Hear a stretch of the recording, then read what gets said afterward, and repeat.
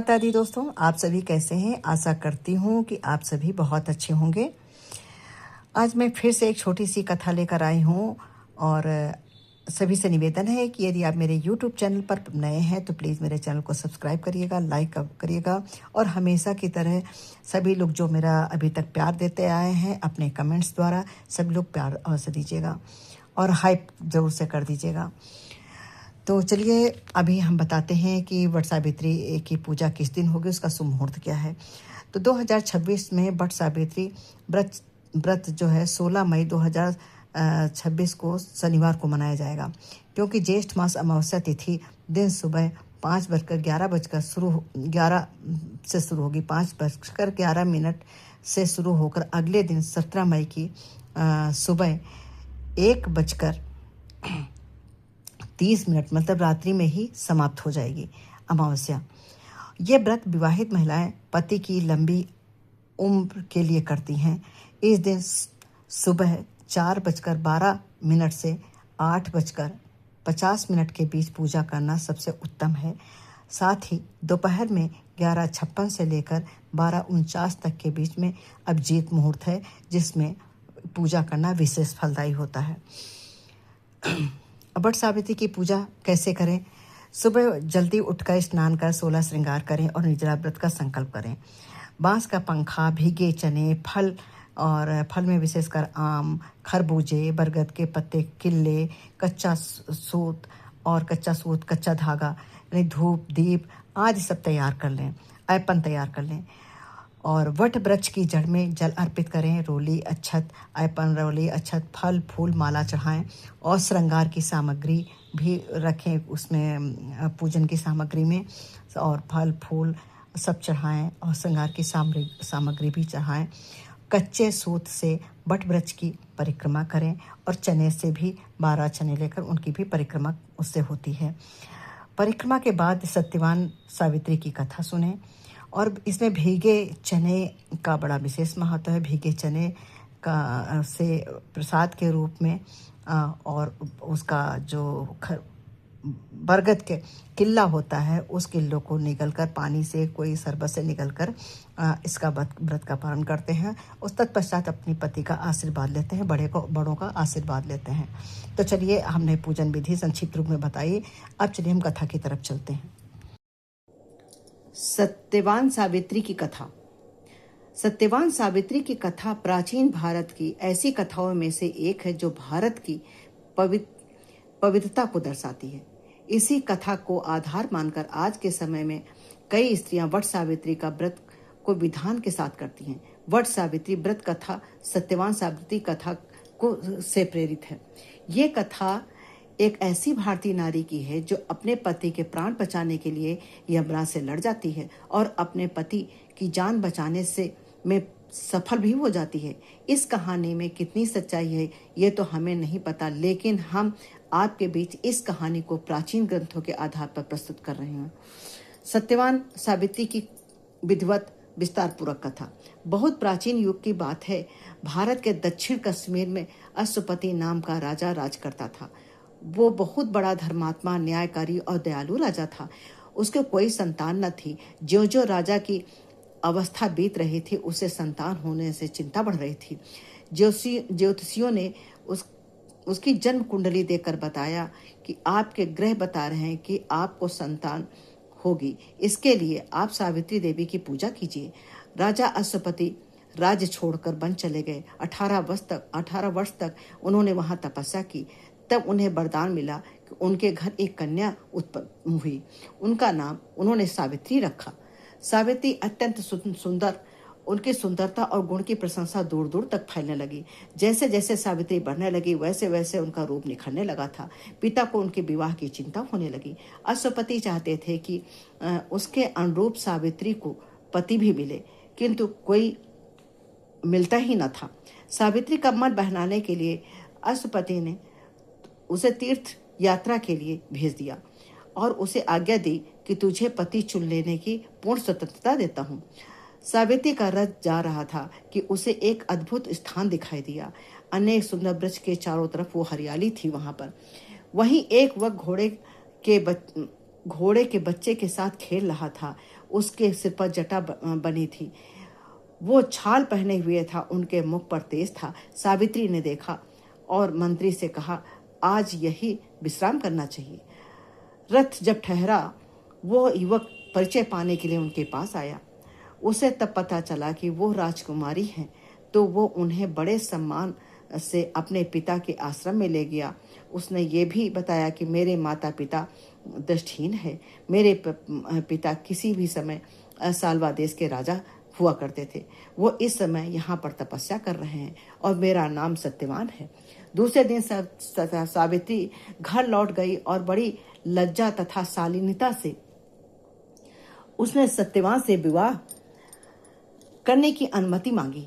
राजा अश्वपति बहुत प्रसन्न हुए कि सावित्री को उसके अनुरूप वर मिल गया है, किंतु बाद में ज्योतिषियों से पता चला कि सत्यवान की आयु बहुत कम है, वो 1 साल से अधिक जीवित नहीं रहेगा।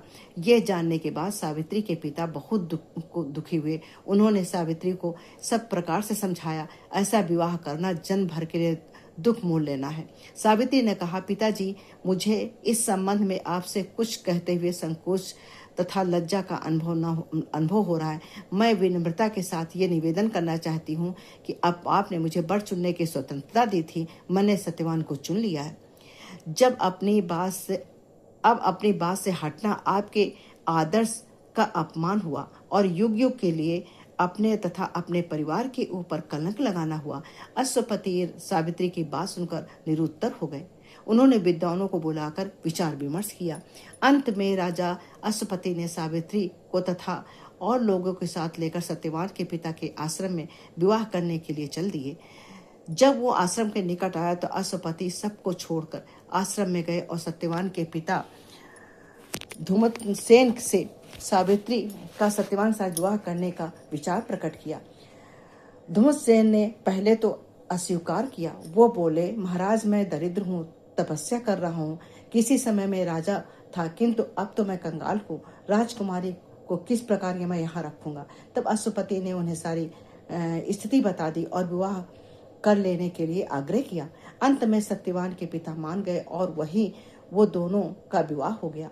अश्वपति विवाह में बहुत साधन अलंकार आदि दे रहे थे। धूमसेन ने कुछ भी नहीं लिया।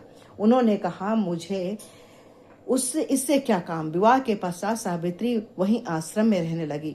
उसने अपने सास ससुर तथा पति सत्यवान की सेवा में अपना मन लगा लिया और सत्यवान और सावित्री सदा लोक कल्याण तथा उपकार की बात करते थे। सावित्री दिन भर घर का काम काज करती थी। जब कभी उसे अवकाश मिलता था तो भगवान से वे अपने पति की लंबी की आयु की प्रार्थना किया करती थी। जैसे जैसे समय निकट आता गया, उनकी चिंता बढ़ गई। जब सत्यवान के जीवन में 3 दिन शेष रह गए तो सावित्री ने भोजन छोड़ दिया और दिन रात प्रार्थना करने लगी। लोग उसे भोजन करने के लिए समझाते, किंतु वो उस सबका अनुरोध टालती रही। तीसरे दिन जब सत्यवान जंगल में लकड़ी काटने जा रहे थे तो सावित्री भी उनके साथ चल दी। सत्यवान ने समझाया कि तुमने 3 दिन से कुछ नहीं खाया है, तुम मेरे साथ मत आओ, किंतु वो नहीं मानी और सत्यवान के साथ वन को चली गई। सत्यवान एक पेड़ पर लकड़ी काटने के लिए चढ़ गया। थोड़ी देर में उसने लकड़ी काट कर गिरा दी। सावित्री ने कहा, लकड़ी बहुत है, उतर आइए। सत्यवान पेड़ से उतरा। सत्यवान ने कहा, मेरे सिर में चक्कर आ रहा है। धीरे धीरे चक्कर बढ़ने लगा। सत्यवान धीरे धीरे बेहोश होने लगा। कुछ क्षण में उसके प्राण पखेरु उड़ गए। जब सावित्री पहले से जानती थी, फिर भी उसने अपने पति को निष्प्राण देखा तो वो रोने लगी। इसी समय उसे ऐसा जान पड़ा कि कोई भयानक तेज पूर्ण परछाई उसके सामने खड़ी है। उसे देखा सावित्री भयभीत हो गई। फिर अचानक न जाने कहां से उसे बोलने का साहस आ गया। उसने कहा, प्रभु आप कौन हैं? उस छाया ने कहा, मैं यमराज हूँ। मुझे लोग धर्मराज भी कहते हैं। मैं तुम्हारे पति के प्राण लेने आया हूँ। तुम्हारे पति की आयु पूरी हो गई है, मैं उसके प्राण लेकर जा रहा हूँ। इतना कहकर यमराज सत्यवान के प्राण को लेकर चल दिए।